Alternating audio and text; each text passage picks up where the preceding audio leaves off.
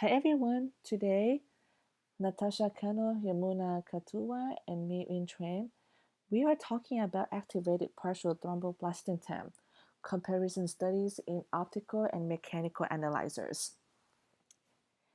Activated partial thromboplastin is a screening test used to assess coagulation status of a patient and evaluate factor deficiencies in the intrinsic and common pathway.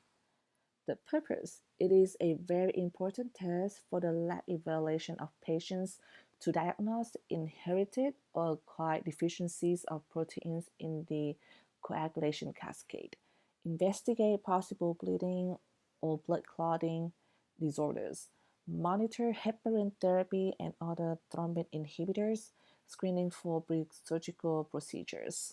Testing: we use the 3.2% sodium citrate. It is the light blue top tube. Platelet pool plasma incubate at 37 degrees Celsius. Specific reagents are APTT reagent and calcium chloride.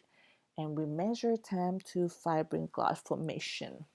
Some causes of prolonged APTT: factor deficiencies 12, 11, 10, 9, 8, 5, 2, deficiency in prekallikrein, high molecular weight kininogen, fibrinogen or factor 1, von Willebrand factor, DIC, liver disease, or lupus anticoagulants.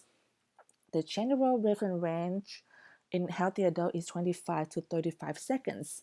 However, it is slightly different in different lab due to different methods and reagents.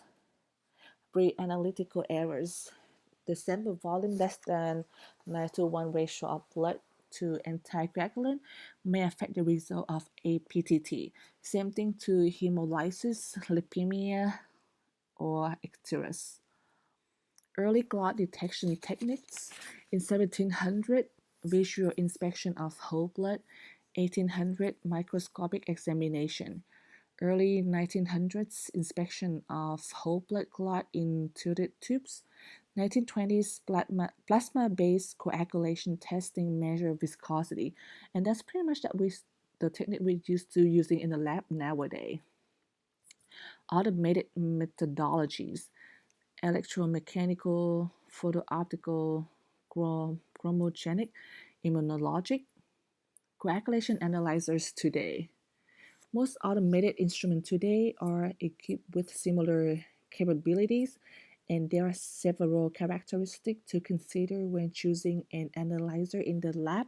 Some include continuous random access, cap piercing, automatic reagent and patient barcode ID, self cleaning, and so on. That's what we list right here on the slide. Ideally, automation decrease the risk of error due to manual interference and technique, and increase precision by encouraging reproducibility. Problems and consideration in selecting APTT analyzer. So should we use optical or mechanical analyzers? As we know, pre-analytical error in plasma sample for clot detection remains a concern in coagulation analysis and heparin therapy monitoring.